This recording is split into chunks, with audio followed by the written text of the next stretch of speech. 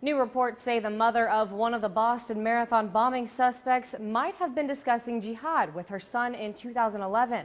A U.S. official close to the investigation reportedly told CNN that Russia had intercepted communication between the mother, Zubaydat Tsarnaev, and someone else. They suspect she was speaking with her late son, 26-year-old Tamerlan Tsarnaev. He was killed in a shootout with police just a few days after the tragic bombings in Boston.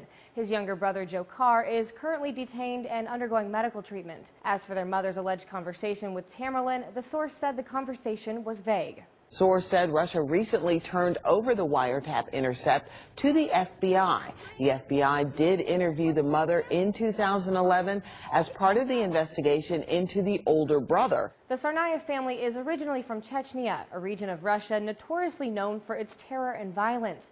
According to Policy Mike, Chechnya-linked terror groups have been involved in at least a dozen attacks since 1999. Russian officials suspected Tamerlan of having ties with extremist groups, but that case was closed after several months. His mother was reportedly added to a suspected terrorist watch list along with Tamerlan. And Tamerlan's record revealed he was a suspect in another killing in 2011. A triple homicide. 3 men were found in an apartment with their throats slashed and their bodies covered in marijuana. Authorities never identified any suspects, but believe 2 other men were involved. After all of this, the question still remains if any red flags were missed by U.S. officials that could have given them a clearer indication Tsarnaev was a threat.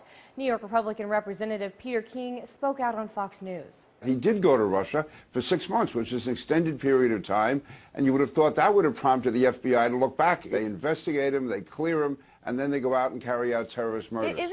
But CBS correspondent and former FBI Assistant Director John Miller says these sorts of requests from foreign governments are, quote, fairly routine. They typically involve interviewing those close to suspects and in-depth searches through intelligence databases to see if the suspect had any connection with known terrorists. The suspect's mother is currently in Russia and reportedly wanted on felony charges of shoplifting and destruction of property in Massachusetts, where the parents lived until last year. For Newsy, I'm Logan Tittle.